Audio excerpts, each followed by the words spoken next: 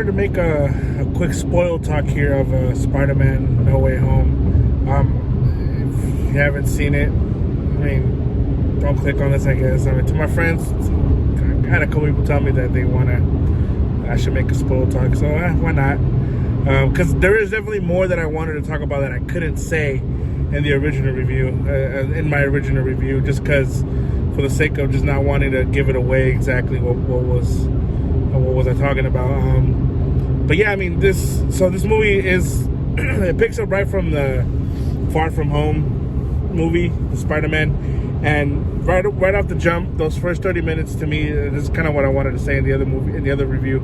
I wasn't loving it. I felt like it was very clunky and it was moving at a weird pace that it almost felt like they just needed to get there, and by any means, let's just get there.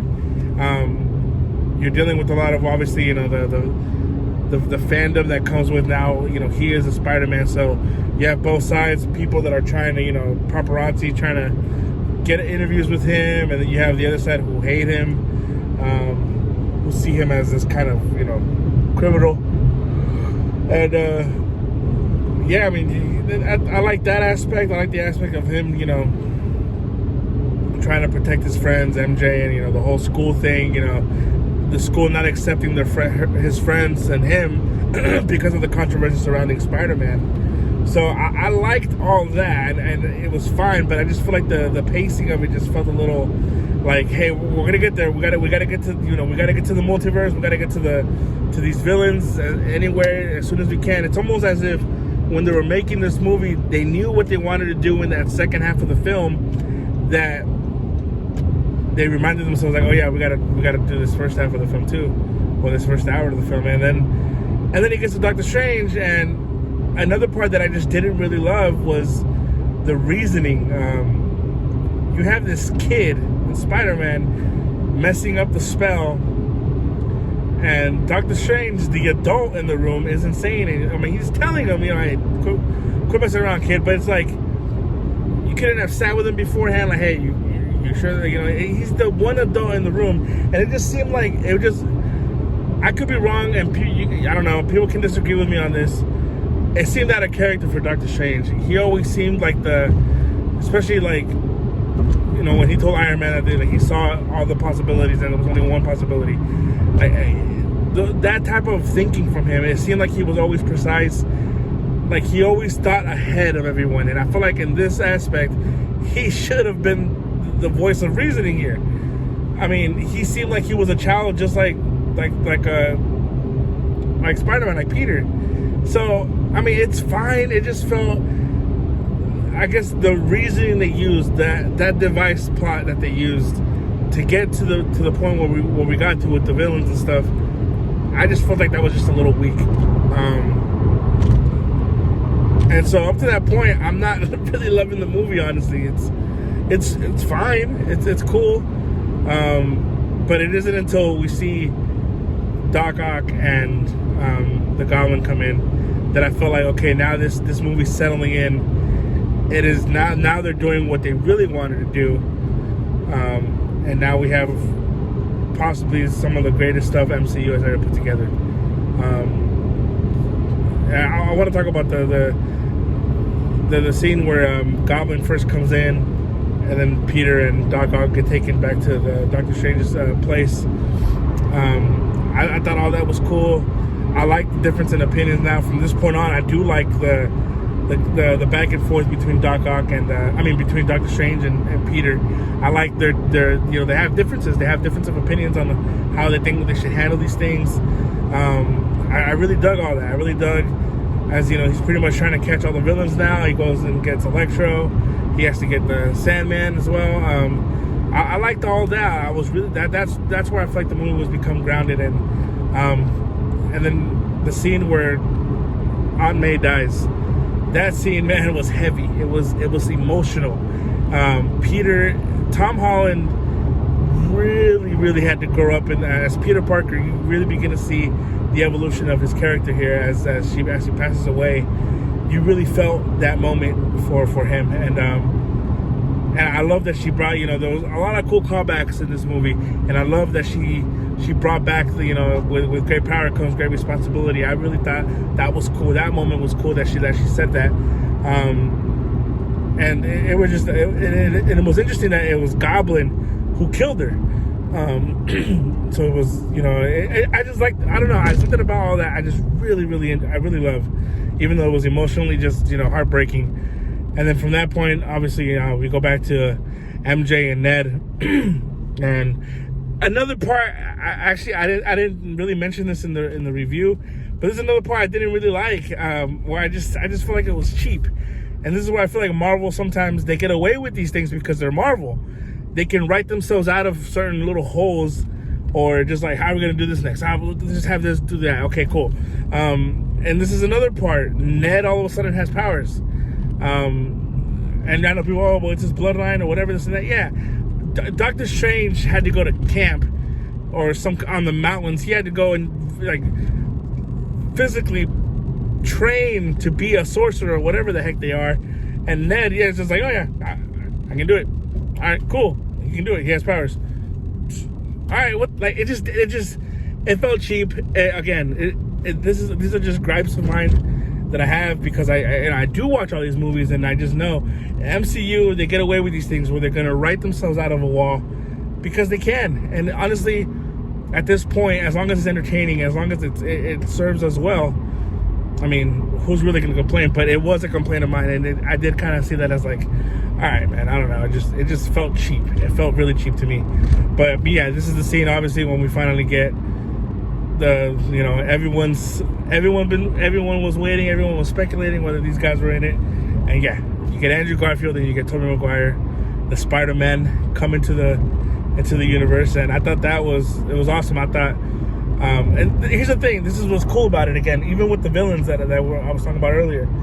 I thought they were just all going to come in. I thought the Spider-Man were going to come in and just for the third act. Just to come in, oh yeah, they're here, they're going to come and fight, and it was going to end with the big fight, and that was it. That's all they were going to come and be used for. No, Andrew Garfield and Tobey Maguire were characters. They were actual supporting actors in the film, and that's what I really dug about that. It wasn't just them to show up for the fan service. And this is what I meant earlier. Fan service could be done right when they're implemented into the actual story. When you just do fan service just for the sake of doing fan service, it comes off as like, yeah, just what the heck. There's no real reason for this, just to make people happy. You can do that, that's fine, but it's just when it's not into the story, it kind of does feel cheap, and it feels we talk about a movie Ghostbusters I heard this year.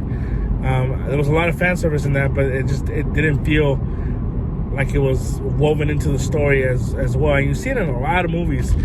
That's one of my biggest issues sometimes, is when they use nostalgia in such a way where it's just like, man, it just felt like it didn't fit in that moment. Here, they use nostalgia, they use these characters, but to actually build upon the story and what's going on. And I thought that was great. It wasn't just Andrew and Tobey coming back, oh yeah, we're Spider-Man, cool, yeah, there's be Spider-Man in this fight. No, they're still carrying these things that has gone on in their world. Andrew Garfield is still suffering from the loss of Gwen. Tobey is still suffering from the loss of his Uncle Ben. So you could just tell they're both still feeling these things. And now, they come just as May has passed away for Tom Holland's Peter, and it's just they worked it in so well. And I felt like that moment when they're talking on the roof, I thought that was a great scene of just emotion. Andrew Garfield I'll say this, he stole the show as Spider-Man and Peter Parker. He's awesome. And I remember watching The Amazing Spider-Man and just thinking, like, man, he's cool, but why am I not liking these movies? It's because he wasn't given the opportunity to be in a good movie. Those movies were fine. The first one was fine. The second one they're fun to watch, but when you really look at the story and the script of those movies, they're not that good. And I feel like now he was given the opportunity to be in a good story, some good writers, and you could tell Andrew Garfield here just stole the show. Everything that he did, the emotion was there, especially, and he's been killing it for me, especially from coming from Tick Tick Boom and into this. knowing that he has lost his mom in real life, and you can just see the emotion is coming through in these movies that he's been doing, and this one as well, Spider-Man, especially the scene that everyone has been talking about when he catches MJ and just looks at her and just reminding himself of what he couldn't do for Gwen. He kind of, in a way, wrapped up his story as well in this movie in that moment, and that's another thing that was another great thing here that happened. I mean, you're looking back even at Tobey Maguire's Spider-Man, when Peter wants to kill the Goblin, and who's the one that stops him is Tobey. After everything that Goblin has done, and he also sets free the Sandman. It's just, they're closing their storylines as well, and I thought that was really awesome for them to do in this film. I thought all that was amazing. And again, right when that happens, and then Doctor Strange comes, and he realizes that there's more villains coming in. This is a moment again where this is Tom Holland's Spider-Man. This is his movie, and you realize that he has to do something about it. And ultimately, he decides to wipe everyone's memory that he's even Spider-Man. And I thought that moment was cool as well. And again, this kind of it is playing like an homage to the whole character of who Spider-Man is. Spider-Man 2. I remember in Spider-Man 2, Tobey Maguire's Spider-Man, at the end of the first Spider-Man, I believe he leaves Mary Jane. He has the opportunity to be with her, and he leaves her because he knows that it's just harder for it's just going to be hard for him to be together, knowing that he is Spider-Man. And this one ends knowing that Tom Holland is kind of in the same situation. Like, he thinks it's just better for his friends, his girlfriend, to not know who he is, and to not know that he is Spider-Man. So, and then at the end, he gets his own apartment, he's on his own, and he kind of just faces the reality that he is Spider-Man. This is his life. That's kind of his destiny. Sadly, that he can't be with the girl that he loves, but I really enjoyed that. Actually, I liked that cafe scene at the end, because you can see that he's thinking through it. Like, do I really want this for her right now? And I felt like it was such a great mirroring of what Tobey had to do in the first Spider-Man to Mary Jane, and now Peter here is doing it to MJ. I just thought that was brilliant, and I just like that he's thinking about it in the cafe, and he just realizes that, what, I need to be Spider-Man for now. I cannot let her into my life. Maybe in the future we will see, who knows, but it's sad, and yes, it does suck, but I just really felt like that's when you really see the arc of Tom Holland's Spider-Man, his Peter Parker growing, because a young Peter Parker wouldn't have done that. An immature Peter Parker wouldn't have done that. He is growing, he's maturing, and to me that cemented his growth, that cemented his story arc as your friendly neighborhood Spider-Man. And that's what, so now we're kind of in the situation that Peter was in the original Spider-Man Part 2. He's living on his own, he's alone, doesn't really have anyone there for him, and he's just Spider-Man. And I feel like whatever we get to see now in the future it's going to be interesting to see, because you want to see, Peter be Spider-Man, but at the same time it's like, man, it sucks he can't be with the people that he loves. So yeah, I mean, I thought it wrapped it up great. I heard some people say they didn't like the ending. Nah, man, it made sense for his character. It really did. And but yeah, I'm gonna leave my score at 9.5. I thought it was great. My little nitpicks here and there were just, obviously just things that I noticed. But I think when the good overweighs that bad, I guess you could say, it's fine. It's fine for me, and I thought it was great. I thought it was fantastic. I love this movie. The post-credit scenes were interesting. The Venom one, and then pretty much the trailer to the Doctor Strange film that's going to come out, which I can't wait as well. Sam Raimi is back to direct that movie, which, Sam Raimi, the original director of the original Spider-Man trilogy. He's back in the MCU. He's back in Marvel. Interesting to see what he's going to do, especially since they're kind of taking a horror element to that movie. Yeah, man. And yeah, real quick, Daredevil popped up in here. Matt Murdock popped up as the lawyer. I thought that was really cool. And you know, for those who've been watching Hawkeye, we know that Fisk is now gonna be landing in that universe as well. So it's just bringing things together, man. And I think this is a really cool time for the MCU to see what we're gonna be doing next. And I can't wait. I can't wait to watch this again. Yeah, this is my spoiler-free. This was my spoiler review here, because I just wanted to touch on those things. I thought, you know, I talked earlier about everyone else, and I thought here, I mean, I just wanted to talk about Andrew and Toby. I thought they did a great job. The chemistry was all there. Everything was just great between them. I really wanted to see more of them together. Zendaya and Ned, I wanted to talk about them a little bit too. I thought they were awesome. They continued. And that was the cool part too, is that it's not just Tom Holland. It's not just Peter Parker on his own. He's part of a team with MJ, and then I really like that. I really did enjoy that. I love this movie, man. It's great. It was very emotional. I can't wait to see what they continue to do with the MCU. Yeah, this is easily going to be in the top movies of mine for the year. It'll be interesting to see where I put it. But yeah, no, I love this movie.